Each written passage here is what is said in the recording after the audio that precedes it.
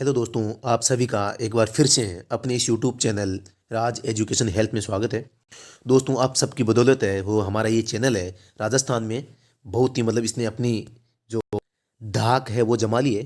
दोस्तों, क्योंकि जो हमारी ये चैनल है इसकी विशेषता है प्रत्येक जो पार्ट है उसको पूर्ण रूप से व्याख्या सहित पढ़ते जाना और आगे बढ़ते जाना, ताकि ये हमको आगे बढ़ाए।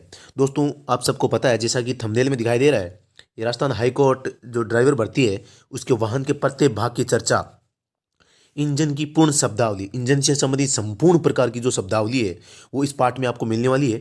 इसके अलावा जो अंतर्दहन इंजन है उसके कितने पार्ट हैं वो भी आपको इसमें मिलने वाला है। रोड साइड मरम्मत से संबंधित ये टॉपिक है और इस क्रैश कोर्स का आप सबको पता है ये भाग नंबर 3 है दोस्तों। तो इस प्रकार ये तीसरा भाग आप देख रहे हैं। दोस्तों, अगर आपने अभी तक जो भाग फर्स्ट और सेकंड है वो नहीं देखे हैं तो मैं आपसे पूरी उम्मीद करूंगा कि आप वो दोनों जरूर देखें, क्योंकि जो ये क्रैश कोर्स है इसके जो प्रथम 2 भाग है ये इसके आधार हैं। हाँ, भले ही उसमें सामग्री है वो याद करने के लिए या एग्जाम्स के दृष्टिकोण से बहुत कम है, मुझे पता है, लेकिन वो इस क्रैश कोर्स के माध्यम से बहुत ही उसका नींव है या मील का पत्थर साबित होगा। तो आप वो दोनों भाग है उनको देखना न भूलें दोस्तों, क्योंकि अगर आपने वो भाग नहीं देखे हैं तो आपको ये आगे के जो पार्ट है वो समझ में नहीं आने वाले हैं दोस्तों। इस प्रकार साथियों, आप सबको सबका इस चैनल पर स्वागत है। दोस्तों, अगर ये वीडियो आपको पसंद आता है तो आप इस वीडियो को लाइक शेयर और कमेंट करना नहीं भूलें, और हमारी जो चैनल है इसको ज़्यादा से ज़्यादा है अपने दोस्तों के पास में शेयर करना नहीं भूलें, क्योंकि अगर अच्छी जानकारी है तो आपको शेयर करने में कोई दिक्कत नहीं है। और अगर पसंद आए तो दूसरी बात है उसका आप अपने स्वयं के विवेक से निर्णय ले सकते हैं। अगर आपको अच्छा लगता है तो इसको लाइक कीजिए, नहीं तो कोई बात नहीं। और अगर इसमें किसी भी प्रकार की आपको कमी नज़र आती है तो वो कमेंट बॉक्स में लिखिए, क्या सुधार किया जा सकता है, कौन सा टॉपिक सबसे पहले आना चाहिए, कौन से टॉपिक पर वीडियो बनना चाहिए, ये सब आप कमेंट बॉक्स में लिख सकते हैं। आप सबके कमेंट है वो एक नोट्स में नोट किए जा रहे हैं और उन पर ज़रूर अमल किया जाएगा। और भर्ती से पहले पहले आपकी जितनी भी जो ज़रूरतें हैं आपके द्वारा जो टॉपिक बताए गए हैं उन सब टॉपिक्स पर है वो वीडियो बनने वाला है, उसका कंटेंट है वो तैयार हो रहा है दोस्तों। तो दोस्तों, आप अपना सुझाव है हमें भेज सकते हैं। दोस्तों, जैसा कि आप इस थंबनेल में देख रहे हैं कि आज का जो हमारा ये टॉपिक है वो सबसे पहली बात है जो इंजन का वर्गीकरण है। अंतर्दहन इंजन है, हमारे बहिर्दहन इंजन हमारे सिलेबस में नहीं है, उससे प्रश्न नहीं पूछे जाएंगे दोस्तों।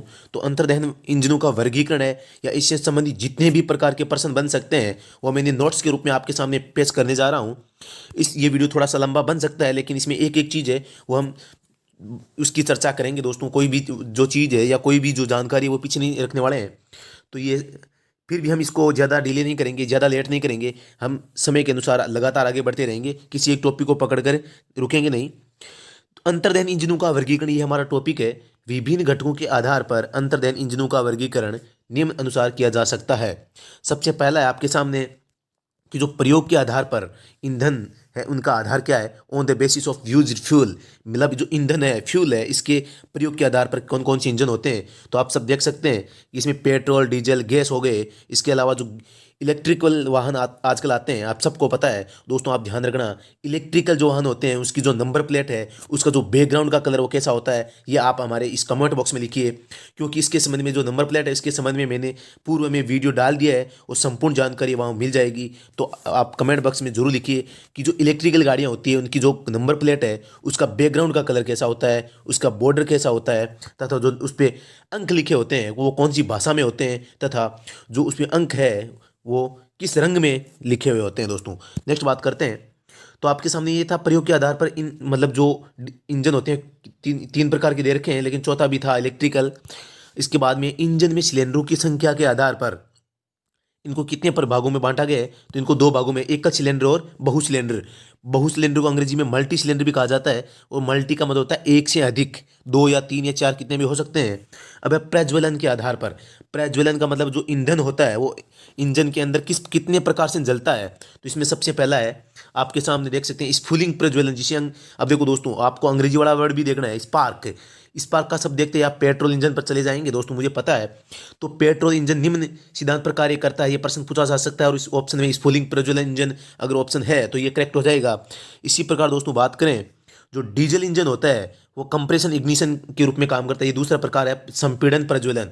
जहां भी संपीड़न, 2 शब्द है यहाँ दोस्तों, मैं दोबारा बताता हूँ आपको, एक तो है कंप्रेशन और एक है संपीड़न, ये एक ही अर्थ है। और डीजल इंजन का प्रज्वलन का आधार पूछ लिया जाए तो ये दोनों शब्दों में से कोई भी शब्द हो तो वो प्रश्न आपका करेक्ट हो जाएगा। वो ऑप्शन करेक्ट हो जाएगा। तो आपको ध्यान रखना है कि जो सबसे पहला है ये पेट्रोल इंजन की बात हो रही है, और नंबर 2 है संपीड़न प्रज्वलन इंजन, ये डीजल इंजन की बात हो रही है दोस्तों। इसके अलावा जो होता है उष्मा नली प्रज्वलन, मतलब जो उष्मा होती है वो उसको, मतलब जो कंटेनर है वो बहिर्दहन इंजन की कह सकते हैं, या जो उष्मा है उसको एक नली के द्वारा है इंजन के अंदर प्रवेश करवाया जाता है और पिस्टन को गति प्रदान करवाई जाती है। अब बात करते हैं स्ट्रोकों के आधार पर जो प्रकार होते हैं, इंजन कितने प्रकार के होते हैं। नंबर 1 है 4 स्ट्रोक इंजन और 2 स्ट्रोक इंजन। आप सबको पता है 4 स्ट्रोक में सबसे पहला stroke suction stroke, compression stroke, power stroke और एग्जॉस्ट स्ट्रोक, 4 स्ट्रोक होते हैं। वही प्रक्रिया जो 2 स्ट्रोक इंजन होती है इसमें 2 बार में ही हो जाती है दोस्तों। इसके अलावा बात करें सिलेंडरों की व्यवस्था के आधार पर जो इंजन होते हैं वो कितने प्रकार के होते हैं, तो नंबर 1 है क्षैतिज इंजन। क्षैतिज का मतलब हो गया जो इंजन है वो ऐसे, जो सिलेंडर है इंजन का वो ऐसे आड़ा पड़ा हुआ है। इसके अलावा बात करें नंबर 2 है हमारे सामने ऊर्ध्वाधर। ऊर्ध्वाधर का मतलब है जो हमारा सिलेंडर है वो खड़ा है ऐसे, मतलब ये गति ये इस प्रकार गति करेगा, और इस क्षैतिज में क्या है इस प्रकार गति करेगा दोस्तों। तो इसके अलावा बात करें नेक्स्ट है हमारा रेडियल इंजन। रेडियल इंजन में क्या होता है दोस्तों कि यहाँ बीच में एक साफ्ट क्रैंक साफ्ट लगी रहती है, पिस्टन चारों में है जो चारों दिशाओं में वो क्या है गति करते हैं लगातार एक साथ में, ये और ये सभी साथ में गति करते हैं, और सभी जो ये आपके सिलेंडर होते हैं ये एक साथ है वो क्रैंक साफ्ट को एनर्जी देते हैं। इसके अलावा दोस्तों बात करें जो वी इंजन होते हैं, वी इंजन में भी क्या होता है कि यहाँ क्रैंक शाफ्ट हो गई और एक सिलेंडर इधर होता है और एक इधर होता है। तो ये प्रकार की सिलेंडरों की व्यवस्था के आधार पर जो हमारी इंजन के प्रकार है उनके बारे में हम बात कर रहे हैं। तो आपको ये समझ में जरूर आ गया होगा, मुझे पूरी आशा है। अगर दोस्तों ये समझ में आ रहा है तो इसको लाइक कमेंट और शेयर करना नहीं भूलें दोस्तों। और अगर इसमें किसी भी प्रकार का सुधार करना है क्लास में या जो सिलेबस है इसमें या हमारे पढ़ाने के तरीके में, तो आप अपना सुझाव है कमेंट बॉक्स में लिखिए दोस्तों। इसके अलावा जो इंजन के प्रकार हैं उनमें है रेडियल इंजन। रेडियल इंजन अभी पढ़ा था हमने कि एक चक्कर होता है, इसके चारों तरफ क्या होते हैं सिलेंडर लगे रहते हैं। वी इंजन भी पढ़ लिया दोस्तों हमने। अनुपंक्ति इंजन और सम्मुख इंजन, दोस्तों मैं आपको बताता हूँ अनुपंक्ति किसे कहते हैं। सबसे पहले इनलाइन, इनलाइन का मतलब है सिलेंडर है वो एक लाइन में लगे रहते हैं लगातार ऐसे, इसको इनलाइन कहते हैं। जो सबसे पहला क्षैतिज था कि सिलेंडर आड़ा पड़ा हुआ है। ऊर्ध्वाधर का मतलब था कि सिलेंडर खड़ा हुआ है। और जो ये अनुपंक्ति है इसका मतलब है एक लाइन में लगे रहते हैं। और जो सम्मुख है, सम्मुख का मतलब है एक सिलेंडर इधर मुँह किए हुए, 1 मिनट, एक सिलेंडर वो इधर मुँह किए हुए है और एक इधर मुँह किए हुए, हमने आप सामने आमने सामने इनका मुख होता है, मतलब सम्मुख इंजन होते हैं इस प्रकार। आगे बात करें हम जो शीतलन प्रणाली के आधार पर इंजन के प्रकार होते हैं, मतलब जो इंजन को ठंडा करने की जो प्रणाली है या कार्य प्रणाली है या सिस्टम है उसके आधार पर इंजन 2 प्रकार के होते हैं, वायु शीतित इंजन और जल शीतित इंजन। दोस्तों मैं अपनी आवाज़ को थोड़ा सा फास्ट कर रहा हूँ क्योंकि मुझे आप दोस्तों के कमेंट से मुझे लग रहा था कि आपके पास समय बहुत कम है और इस टॉपिक को बहुत कम समय में पूरा करवाना है, ये मेरा टारगेट है। आगे बात करें दोस्तों तो प्रचालन के आधार पर जो इंजन होते हैं, प्रचालन का मतलब है जो चलन है हमारे जो इंजन है वो किस प्रणाली पर काम काम करता है। तो ऑप्शन नंबर 1 है सबसे पहले ऑटो चक्र। ऑटो चक्र पर कौन काम करता है, डीजल इंजन। दोस्तों आप ध्यान रखना, ये अंग्रेजी का शब्द है वो इसको भी ध्यान रखना है आपको कि जो ये ऑटो चक्र आप यहाँ लिख रखा है ये किसके लिए, पेट्रोल इंजन के लिए दोस्तों। और ये डीजल चक्र है ये डीजल इंजन के लिए है। तो आप इन दोनों को नोट कीजिए, बहुत इंपॉर्टेंट है। आगे बात करें ड्यूल चक्र, मतलब जिसमें दोनों होते हैं, जो ऑटो चक्र भी साइकिल भी काम करता है और डीजल साइकिल पे भी काम करता है। तो इस प्रकार ये तीसरा हो गया। इसके अलावा आगे बात करें वाल्व व्यवस्था के आधार पर जो इंजन होते हैं, वाल्व होते हैं जो लगे रहते हैं, तो वो किस प्रकार से होते हैं। इसके संबंध में आई हेड इंजन, जो इंजन का आकार आई के समान होता है, एफ के समान होता है, एल के समान होते हैं, एच टी, इस प्रकार ये जो वाल्व व्यवस्था है उनके आधार पर इसका वर्गीकरण है वो किया गया है दोस्तों। इसके अलावा जो अनुप्रयोग के आधार पर जो इसके प्रकार होते हैं, अनुप्रयोग मतलब on the basis of applications, इसको कहाँ काम में लिया जा सकता है। तो ऑप्शन नंबर 1 में दे रखा है रेल इंजन में काम में लिया जा, वायुयान में, ऑटोमोबाइल इंजन में, पोत इंजन में, स्थिर चाल इंजन में, चर चाल इंजन में। स्थिर यानी होता है एक जगह फिक्स जगह, और चर चाल का मतलब हो गया वेरिएबल स्पीड इंजन हो जो होता है, मतलब अपना स्थान परिवर्तन करता रहता है। तो उसकी बात हो रही है दोस्तों यहाँ। दोस्तों अब बात हो रही है जो इंजन संबंधी तकनीकी शब्दावली है वो जो आपके लिए बहुत इंपॉर्टेंट है दोस्तों। मुझे पूरी आशा है कि ये कम समय में टॉपिक पूरा हो जाएगा, लेकिन आपको चीज़ें बतानी भी जरूरी है दोस्तों। तो ज़्यादा समय लग भी जाए तो आप चिंता मत करना दोस्तों। इसमें सबसे पहला है ऊपरी निष्क्रिय केंद्र। आप इसको ऊपरी निष्क्रिय केंद्र नाम आपने कभी नहीं सुना होगा, लेकिन आपने नाम सुना है टीडीसी। इसकी जो फुल फॉर्म है क्या है, टॉप डेड सेंटर। ये पूछा जा सकता है दोस्तों एग्जाम में। यह इंजन में क्रैंक शाफ्ट की वह स्थिति है जिसमें पिस्टन अपनी उच्चतम स्थिति में अर्थात सिलेंडर हेड के निकटतम होता है। तो इसका मतलब हो गया जो सिलेंडर हेड है उसका जो ऊपरली हिस्सा है वो टीडीसी कहलाता है। इसके अलावा बात करें निचला निष्क्रिय केंद्र, इसको अंग्रेजी में कहते हैं बॉटम डेड सेंटर, जिसको अंग्रेजी में बीडीसी भी कहते हैं, जो सिलेंडर का निचला भाग होता है। यह इंजन में क्रैंकशाफ्ट की वह स्थिति है जिसमें पिस्टन अपनी न्यूनतम स्थिति में अपने सिलेंडर हेड से अधिकतम दूरी पर होता है दोस्तों। इसके अलावा दोस्तों आगे बात करें, इसमें आप एक चित्र देख सकते हैं जिसमें आपको संपूर्ण जो शब्दावली है वो दर्शाई गई है।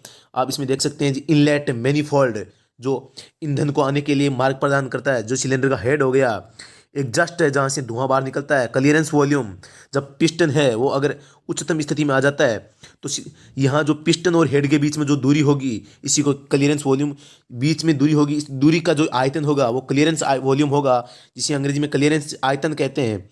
इसके अलावा दोस्तों बात करें टॉप डेड सेंटर टीडीसी, यहाँ सबसे ऊपर होता है। पिस्टन आप सबको पता क्या है, सिलेंडर, सिलेंडर यहाँ सिलेंडर भी पता है, सिलेंडर के अंदर पिस्टन गति करता है। बॉटम डेड सेंटर यहाँ बीडीसी है, ये एक स्ट्रोक कहते हैं, कहाँ से, जो टीडीसी बीडीसी के बीच की दूरी है इसे स्ट्रोक कहा जाता है पिस्टन की गति को। ये बोर है, सिलेंडर का जो अंदरूनी भाग होता है उसे बोर कहा जाता है। दोस्तों ये प्रकार सारी शब्दावली है आपको एक चित्र के माध्यम से मैंने आपको बताने की कोशिश की है दोस्तों। आगे बात करें तो इसमें सबसे पहली शब्दावली आपके सामने, ये तीसरी दो शब्दावली पढ़ ली हमने, बीडीसी और टीडीसी। तीसरी शब्दावली है बोर। बोर किसे कहते हैं, तो अभी हमने चित्र में देखा था, इंजन में प्रयोग किए जाने वाले सिलेंडर व्यास, सिलेंडर के व्यास को बोर कहा जाता है। सिलेंडर का जो अंदरूनी व्यास है उसे बोर कहते हैं। अब है स्ट्रोक। स्ट्रोक किसे कहते हैं, इंजन में पिस्टन द्वारा ऊपरी निष्क्रिय केंद्र, टीडीसी से निचले निष्क्रिय केंद्र बीडीसी तक तय की दूरी को स्ट्रोक कहा जाता है दोस्तों। तो दोस्तों ये सारी चीज़ें आपको एक बुक्स में नोट कर लेनी चाहिए, कोई ज़्यादा मैटर नहीं है। फिर भी मैं इसकी जो पीडीएफ है वो इस वीडियो के डिस्क्रिप्शन में इसकी लिंक दे दूंगा, जो टेलीग्राम पे के माध्यम से आपको आप इसे डाउनलोड कर सकते हैं। तो दोस्तों आप इसकी चिंता मत कीजिए, पीडीएफ दोस्तों की काफ़ी मतलब रिक्वेस्ट है कि हाँ पीडीएफ चाहिए, पीडीएफ चाहिए, तो मैं पीडीएफ है वो टेलीग्राम ऐप पे अपलोड कर दूंगा दोस्तों। इसके अलावा बात करें आगे, संपीड़न अनुपात किसे कहते हैं। संपीड़न से हम नहीं समझते लेकिन कंप्रेशन रेशियो से समझ जाते हैं, अंग्रेजी का शब्द है। आजकल हमें अंग्रेजी वो ज़्यादा पसंद आने लगी है दोस्तों। संपीड़न स्ट्रोक में समय निचले निष्क्रिय बीडीसी पर पिस्टन के ऊपर का आयतन तथा ऊपरी निष्क्रिय केंद्र टीडीसी पर पिस्टन के ऊपर के आयतन के अनुपात को संपीड़न अनुपात कहते हैं। यह इंजन में संपीड़न चार्ज को बताता है, इसे आर द्वारा प्रदर्शित किया जाता है। मतलब दोस्तों दोस्तों इसको मैं साधारण भाषा में बताता हूँ। आप सबको पता है सिलेंडर इस प्रकार से होता है और इस सिलेंडर में जो पिस्टन होता है इस प्रकार होता है, आप सबको पता है। यहाँ बीडीसी निचला भाग बीडीसी होता है और ऊपर का भाग टीडीसी होता है, तो इन बीच का जो भाग है ये इसका कुल आयतन हो गया दोस्तों। तो ये तो हो रही है कुल आयतन की बात, और जब पिस्टन है ये ऊपर गति करेगा तो यहाँ क्या थोड़ा सा आयतन बचेगा, तो ये इसे कहते हैं क्लीयरेंस वॉल्यूम।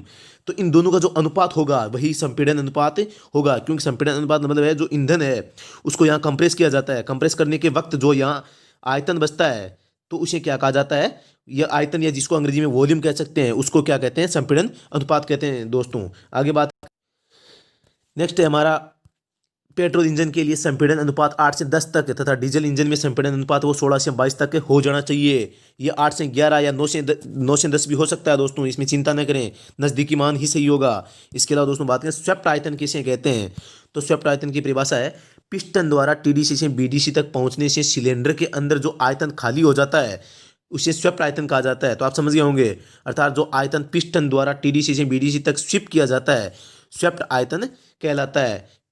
इसे पिस्टन विस्थापन भी कहा जाता है, क्योंकि पिस्टन गति करेगा तो आयतन है वो खाली होगा। इसके अलावा बात करें अवकाश आयतन की, क्लियरेंस वॉल्यूम की, जो अभी ऊपर आया था, तो आप देख सकते हैं यहाँ क्लियरेंस वॉल्यूम किसे कहते हैं, पिस्टन के टीडीसी पर पहुंचने के बाद उसके ऊपर सिलेंडर में जो खाली आयतन होगा वो अवकाश आयतन कहलाएगा दोस्तों। अब जो सबसे महत्वपूर्ण सूचनाएं हैं वो आपके सामने आने वाली है, प्रत्येक चीज़ को आप नोट करते जाइए और स्क्रीनशॉट है वो लेते जाइए दोस्तों। तो इसमें शक्ति पावर किसे कहते हैं, एकांक समय में मतलब एक क्षण में समय में किए गए कार्य को शक्ति कहा जाता है। एक क्षण में कितना कार्य कर रहे हैं कोई इंजन या कोई यंत्र या कोई मेन आदमी है कोई, तो वो क्या कर रहा है, उसे शक्ति कहते हैं। अब है सबसे पहले सूचित अश्व शक्ति, जिसे अंग्रेजी में इंडिकेटेड हॉर्स पावर या आईएचपी कहते हैं दोस्तों। ये एग्जाम में प्रश्न पूछा जा सकता है। और दोस्तों इसके अलावा बात करें तो जो सूचित अश्व शक्ति है, इंजन में उत्पन्न संपूर्ण शक्ति को क्या कहा जाता है, उत्पन्न संपूर्ण शक्ति को आईएचपी मतलब सूचित अश्व शक्ति या इंडिकेटेड हॉर्स पावर कहा जाता है। मतलब जो कुल इंजन के द्वारा शक्ति पैदा की जाती है उसको कहा जाता है दोस्तों। इसके अलावा बात करें तो अब ब्रेक अश्व शक्ति, जिसे हम ब्रेक हॉर्स पावर या बीएचपी भी कहते हैं, ये भी बहुत इंपॉर्टेंट है। यह क्रैंकशाफ्ट पर प्राप्त वास्तविक शक्ति होती है, जो क्रैंकशाफ्ट को प्राप्त होती है। एक तो हो गई जो इंजन इंजन उत्पन्न करेगा शक्ति, उसे क्या कहते हैं, इंडिकेटेड हॉर्स पावर मतलब आईएचपी। अब ये बीएचपी मतलब जो क्रैंकशाफ्ट को मिलेगी, क्योंकि जो पिस्टन है वो इंजन के द्वारा पैदा की शक्ति को क्रैंकशाफ्ट तक पहुंचाएगा, तो बीच में घर्षण हो सकता है, कम हो सकती है ये। तो यह है सूचित अश्व शक्ति में होने वाली विभिन्न शक्ति हानियों को घटाकर प्राप्त की जा सकती है, जिसे किलोवाट में व्यक्त किया जाता है। नेक्स्ट बात करें जो घर्षणीय शक्ति होती है, घर्षणीय अश्व शक्ति, फ्रिक्शनल हॉर्स पावर, एफएचपी, बहुत इंपॉर्टेंट है। किसी इंजन व अन्य भागों को चलाने में घर्षण के कारण जो शक्ति व्यय होती है उसे घर्षणीय अश्व शक्ति कहा जाता है, जिसे आप देख सकते हैं एफएचपी मतलब घर्षणीय अश्व जो शक्ति है वो कैसे प्राप्त की जाएगी। जो आईएचपी है, आईएचपी मतलब जो इंजन के द्वारा शक्ति प्राप्त होती है माइनस इसमें से घटा दिया जाएगा ब्रेक हॉर्स पावर है, मतलब जो क्रैंकशाफ्ट पर प्राप्त होगी, तो इन जो बीच का अंतर है वो हो जाएगी एफएचपी। एफएचपी क्या होता है, घर्षण के द्वारा जिस शक्ति का ह्रास हुआ है या जिस शक्ति की कमी हुई है उसे एफएचपी कहते हैं। तो आप इसको देख सकते हैं यहाँ। इसके अलावा बात करें नेक्स्ट बात, दोस्तों कुछ गड़बड़ हो गई है, मैं दोबारा रिपीट करता हूँ। स्पार्क प्लग गैप किसे कहते हैं, स्पार्क प्लग इलेक्ट्रोडों के बीच की जगह की चौड़ाई को कहा जाता है। अब सिलेंडर बोर इंजन सिलेंडर का जो आंतरिक व्यास है उसे कहा जाता है। अब बात आती है टॉर्क विशेषता की, टॉर्क स्पेसिफिकेशन की, तो बांधे जाने वाले पदार्थ की कसने की मात्रा, इसकी गणना सामान्यतः फुट पाउंड या इंच पाउंड आदि में की जाती है। इंजन विशेषता के कुछ उदाहरण निम्न प्रकार के जो आगे दिखाऊंगा मैं। दोस्तों यहाँ टॉर्क की बात हो रही है, बांधे जाने वाला पदार्थ, यहाँ ईंधन को बांधना मतलब ईंधन को कंप्रेस करना, दबाकर उसमें उष्मा पैदा करना को कहा जाता है दोस्तों। अब दोस्तों जो इसकी गणना है वो किस में की जाती है, फुट पाउंड या इंच पाउंड में की जाती है, क्योंकि दोस्तों ये फुट पाउंड या इंच पाउंड है, इसमें जो सिलेंडर होता है उसके आयतन पर इंजन की शक्ति है वो डिपेंड करती है। इसीलिए जो इंजन की शक्ति है उसकी गणना हम सीसी में करते हैं। सीसी का मतलब होता है क्यूबिक सेंटीमीटर। अब क्योंकि जो आयतन है उसका जो आयतन निकालेंगे वो क्यूबिक में आता है दोस्तों। तो इसके अलावा बात करें, क्योंकि जो इंजन होगा जितना बड़ा उसका सिलेंडर होगा उतना बड़ा उसका जो पिस्टन है वो होगा, और जितना बड़ा सिलेंडर होगा उतनी ही ज़्यादा उष्मा पैदा होगी, और उष्मा पैदा ज़्यादा होगी तो उस इंजन की शक्ति ज़्यादा होगी। इसीलिए जो इंजन की शक्ति है वो क्यूबिक सेंटीमीटर में, मतलब जो सिलेंडर का जो आंतरिक जो आयतन होता है उसके आधार पर सीसी की गणना की जाती है। इसके अलावा दोस्तों आपके सामने इंजन गवर्नर शब्द भी आया होगा कि इंजन गवर्नर क्या होता है। दोस्तों मैं बताऊं आपको, यह इंजन के right side power take off and run पर एंड पर लगा रहता है। इसका मुख्य कार्य थ्रोटल नोच के अनुसार इंजन के आरपीएम स्थिर रखना, चाहे लोड हो या रोड, कैसी भी मतलब चाहे लोड कम बेसी हो या रोड टूटी फूटी हुई या कम या अच्छी हो, ये लोकोमोटिव में निम्नलिखित कार्य करता है। इसका जो काम है वो लोकोमोटिव मतलब जो रेल जो यातायात होता है हमारे उसके आधार पर बताया गया है। इसका कार्य है फ्यूल सप्लाई पर पूर्ण नियंत्रण रखना। दोस्तों गवर्नर, वैसे हमारा गवर्नर है वो जो आरबीआई का गवर्नर होता है वो तो पैसों पर नियंत्रण रखता है, लेकिन ये फ्यूल पर, क्योंकि गाड़ी में पैसे कौन से हैं, फ्यूल ही है। इसके अलावा दोस्तों बात करें डीजल इंजन की एचपी तथा मेन जनरेटर एचपी में समन्वय बनाए रखता है। नंबर 3 है सेफ्टी डिवाइस ऑपरेट होने पर इंजन की स्पीड आइडल पर लाता है और इंजन को बंद कर देता है। इसके अलावा इंजन को स्टार्ट करने में या बंद करने में भी सहायता करता है। दोस्तों इसका आप स्क्रीनशॉट ले सकते हैं कि इंजन गवर्नर वो किस काम करता है। इसके अलावा बात करें ल्यूब ऑयल की, तो ल्यूब ऑयल क्या होता है, लुब्रिकेंट ऑयल है जिसे हम स्नेक ऑयल भी कहते हैं। तो दोस्तों इसके बारे में जानते हैं। ल्यूब ऑयल सम से ल्यूब ऑयल खींचकर छानकर ठंडा करके पर्याप्त दबाव के साथ डीजल इंजन के पुर्जों तक लुब्रिकेंट और ठंडा करने का काम करता है दोस्तों। तो ल्यूब ऑयल को स्नेक ऑयल भी कहते हैं और इसका काम होता है घर्षण को कम से कम करना और ऑयल का जो इंजन के प्रत्येक पार्ट है वहाँ तक उसके ऑयल की मात्रा को पहुँचाना दोस्तों। अब दोस्तों आगे बात करते हैं एयर इनटेक सिस्टम क्या होता है। एयर इनटेक मतलब वायु से संबंधित है। सबसे पहली नाम आया सुपर चार्जिंग बहुत ही बार शब्द आ गया है। पिछले जो हमने प्रश्न करवाए थे वहां भी आया था। एक टर्बो सुपर चार्जर, इसके बारे में भी शब्द आ गया है दोस्तों। तो दोस्तों इसमें बात करें कि ये जो सुपर चार्जिंग क्या होता है, वातावरण के दबाव से अधिक दबाव की हवा इकट्ठा करके इंजन के सिलेंडर में पहुंचाने की प्रक्रिया सुपर चार्जिंग कहलाती है। बहुत ही अच्छी लाइन है, आप इसको स्क्रीनशॉट ले सकते हैं कि सुपर चार्जिंग क्या होता है। क्योंकि आपको पता है वातावरण में जो हवा का जो आयतन है वो कहीं ज़्यादा कहीं कम है, तो इंजन है उसको पर्याप्त मात्रा में हवा नहीं मिलती, और हवा नहीं मिलने से क्या है, इंजन में जो फ्यूल है वो अच्छी तरीके से जलता नहीं है। इसके अलावा बात करें दोस्तों, सुपर चार्जिंग के कारण सीमित आकार के सिलेंडर में ज़्यादा ईंधन जलाकर अधिक पावर प्राप्त की जा सकती है, जिससे इंजन की कार्य क्षमता को 50% तक बढ़ाया जा सकता है। इसके अलावा बात करें सुपर चार्जिंग के लिए डीजल लोको पर टर्बो सुपर चार्जर लगाया जाता है। क्योंकि दोस्तों आपको पता है अगर इंजन के अंदर कंप्रेशन नहीं होगा, वायु नहीं जाएगी पर्याप्त मात्रा में, तो कंप्रेशन कम होगा तो डीजल है या पेट्रोल है उसकी जलने की जो मात्रा है वो कम रह जाएगी या शक्ति है वो कम उत्पन्न करेगा। टर्बो सुपर चार्जर क्या नीचे पढ़ते हैं। टर्बो सुपर चार्जर इंजन के फ्री एंड पर आफ्टर कूलर के ऊपर लगा रहता है। इसे एग्जॉस्ट गैसेस द्वारा चलाया जाता है। एग्जॉस्ट गैसेस का मतलब होता है दोस्तों कि जो धुआं बाहर निकलता है उसके द्वारा चलाया जाता है। जैसे धुआं बाहर निकलेगा, क्योंकि धुएं को बाहर कौन फेंक रहा है, इंजन फेंक रहा है एग्जॉस्ट स्ट्रोक में। तो जहाँ जैसे ही धुआं बाहर निकलेगा तो धुआं बाहर निकलते हुए यहाँ एक टरबाइन लगा रहता है जो टर्बो सुपरचार्जर में होता है। ये धुआं इस टरबाइन को घुमाएगा, इसी एक शाफ्ट के द्वारा एक दूसरा जो टरबाइन लगा रहता है जो वायु को बाहर से वातावरण से क्या है अंदर खींचेगा, और साफ वायु को यहाँ एयर फिल्टर लगा रहता है। तो ये एयर फिल्टर क्या करेगा, इस साफ हवा को इंजन को सिलेंडर को प्रदान कर देगा। इस प्रकार यह क्या है, इंजन को पर्याप्त मात्रा में शुद्ध हवा मिल जाएगी। दोस्तों आपके सामने बहुत इंपॉर्टेंट जो शॉर्ट फॉर्म है वो है टीडीसी, टॉप डेड सेंटर। मैं ज़्यादा समय नहीं लेने वाला हूँ यहाँ। BDC, bottom dead centre. IOE, inlet valve open. IVC, inlet valve close. IOE, exhaust valve open.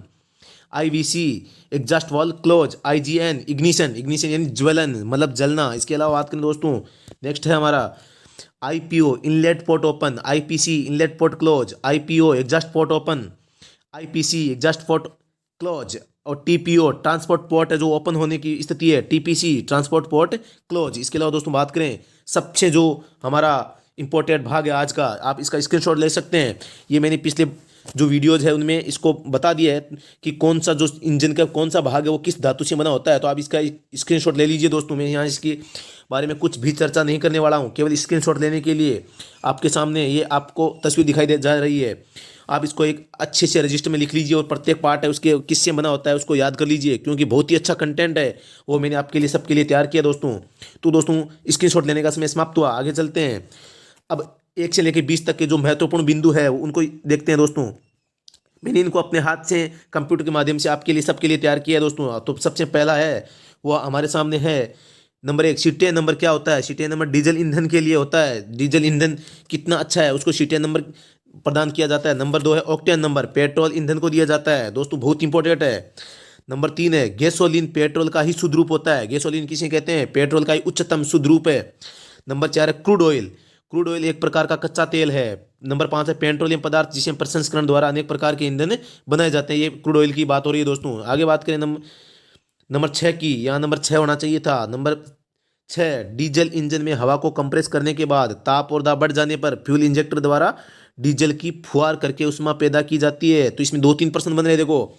Diesel engine में किसका कंप्रेस किया जाता है? हवा को कंप्रेस किया जाता है। प्रश्न ये पूछता है कि ईंधन का कंप्रेस किया जाता है या डीजल का, या हवा डीजल का, दोनों को, या कोई नहीं। तो आपको देखना है हवा का कंप्रेस किया जाता है। तो हवा को कंप्रेस करने से क्या होता है? ताप और दाब का बढ़ जाना। जो ताप है वो बढ़ जाएगा, दाब बढ़ जाएगा। उसके बाद में जो फ्यूल इंजेक्टर है किस में होता है? डीजल इंजन में।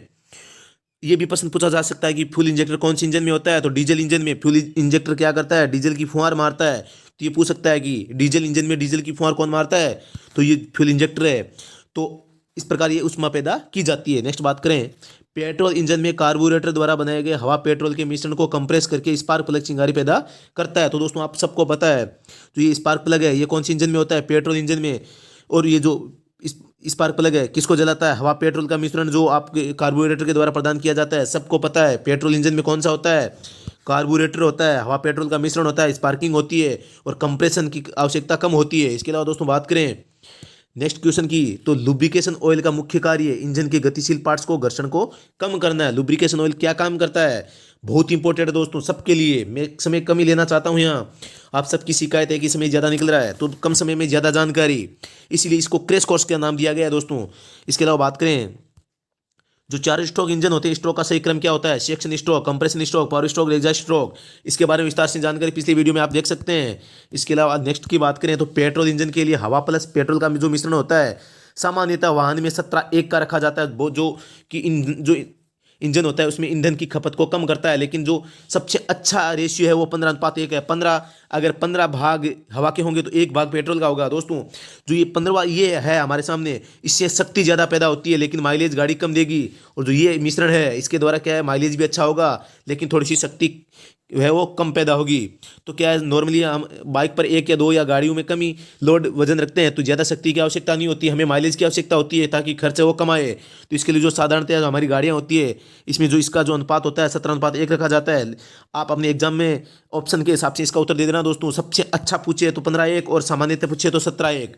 नेक्स्ट की बात करें दोस्तों तो यहाँ आप देख सकते हैं क्लच का मुख्य कार्य क्या होता है, इंजन की शक्ति को तोड़ना और जोड़ने का काम वो क्लच का होता है। इसके अलावा बात करें साइलेंसर की, तो साइलेंसर का मुख्य कार्य इंजन की आवाज़ को कम करना, ध्वनि प्रदूषण को कम करना। दोस्तों आप सबको पता है इंजन में जो ऊष्मा पैदा होती है तो उसमें से जो गैसें बाहर निकलती है तो उसके साथ में चिंगारियाँ वगैरह भी होती है, तो ये चिंगारी कहीं वातावरण में जाकर किसी को ठेस न पहुंचा दे या किसी को जला न दे, इसलिए ये साइलेंसर का काम होता है कि उस अग्नि को वहीं समाप्त कर दे, उसकी जो हीट है, उसकी गर्मी है, उसको कम कर दे, तथा जो ध्वनि है इंजन की उसको भी दबा के कम करके इंजन में जो वातावरण इसमें प्रसारित कर दे।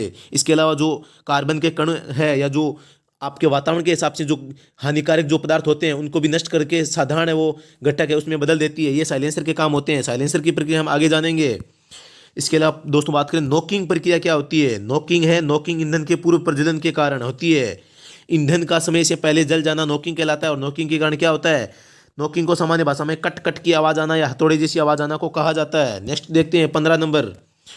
तो इसमें डीजल को सीटीएन नंबर 30 से 50 के मध्य होना चाहिए। डीजल है वो किसके आधार पर, कंप्रेस के आधार पर जलता है। पेट्रोल के ऑक्टेन नंबर 80 से 90 के मध्य होना सबसे अच्छा होता है। और पेट्रोल है ओके स्पार्क प्लग के द्वारा जलाया जाता है। इसके अलावा बात करें दोस्तों ब्लीडिंग शब्द है। ब्लीडिंग क्या कहते हैं, आप साधारण भाषा में मानव पर ब्लीडिंग समझते होंगे, लेकिन इंजन की भाषा में डीजल सिस्टम में फैली हुई हवा को बाहर निकाल देना ब्लीडिंग कहा जाता है। या सामान्य भाषा में जो डीजल इंजन में जली हुई गैसें होती है उनको बाहर निकालना ब्लीडिंग कहलाता है। पेट्रोल इंजन में इसको ब्लीडिंग नहीं कह सकते दोस्तों। इसके अलावा बात करें जो 18 नंबर है, पेट्रोल इंजन ऑटो चक्र सिद्धांत पर कार्य करता है। जो पेट्रोल इंजन होता है वो ऑटो चक्र सिद्धांत पर काम करता है, जबकि डीजल इंजन है वो डीजल चक्र सिद्धांत पर काम करता है। इस ऑटो जो है इसका अंग्रेजी में जो शब्द होगा OTTO, ऑटो, न कि आप ये समझ सकते हैं AUTO, ये नहीं होगा। दोस्तों आगे बात करें तो ये इस प्रकार जो आज का जो टॉपिक अंतर्दहन इंजन का वर्गीकरण, ये इंजन की जो पूर्ण शब्दावली है वो टॉपिक हमने पूरा कर लिया है। दोस्तों मुझे पूरी उम्मीद है ये आपको वीडियो पसंद जरूर आया होगा। दोस्तों अगर पसंद आया है तो इसको लाइक शेयर और कमेंट करना न भूलें। और इसका जो भाग प्रथम और द्वितीय है उसको भी देखना न भूलें। और अपने जो दोस्त है जो हाईकोर्ट ड्राइवर या अन्य ड्राइवर भर्ती की तैयारी कर रहे हैं तो उनको भी ये वीडियो आप भेज सकते हैं ताकि उनको समय पर अच्छी जानकारी वो मिल जाए। दोस्तों ये इतनी जानकारी है आपको एक वीडियो में कहीं से भी नहीं मिलने वाली है। मैं आपके लिए बहुत ही बड़ा संघर्ष वो करने जा रहा हूँ और आपके लिए जो एग्जाम होगा तब तक संघर्ष करूंगा और आपके लिए अच्छा अच्छा जो कंटेंट है वो आप सबके लिए एकत्रित करके आपके सामने पेश करता रहूंगा। दोस्तों जल्द ही हमारा जो मॉडल टेस्ट सीरीज है वो आने वाली है। दोस्तों तो मैं ये चाहता हूं कि मॉडल टेस्ट जो सीरीज है उससे पहले क्या है, हमें हमारे जो जितनी भी टॉपिक है उसके बारे में संपूर्ण जानकारी हमें प्राप्त कर लेनी चाहिए ताकि जो मॉडल टेस्ट पेपर होंगे वहाँ हमें बहस की या चर्चा की जो जरूरत है वो न पड़े। क्योंकि अगर वहाँ चर्चा होगी तो मॉडल टेस्ट पेपर में प्रश्नों की संख्या अधिक होने के कारण जो वीडियो है वो ज़्यादा लंबा बनता है। तो इसको उस वीडियो को भी हम शॉर्ट करने की कोशिश करेंगे। दोस्तों अभी के लिए इतना ही, फिर से मिलते हैं नेक्स्ट वीडियो में। दोस्तों अगर ये वीडियो पसंद आए तो लाइक शेयर और कमेंट करना नहीं भूलें। और अगर आपने अभी तक हमारे इस यूट्यूब चैनल को सब्सक्राइब नहीं किया है तो इसको सब्सक्राइब जरूर कर लें तथा जो बेल आइकन है उसको प्रेस करें ताकि जो इसके बाद में जो वीडियो आएगा उसकी जानकारी आपके मोबाइल पर तुरंत मिल सके और आप उसको तुरंत देख सकें। और अच्छी जो जानकारी है मेरे द्वारा दी गई है आप सबके लिए तो उसको आप प्राप्त कर सकें। दोस्तों तो दोस्तों अभी के लिए इतना ही। जय हिंद, जय भारत, धन्यवाद।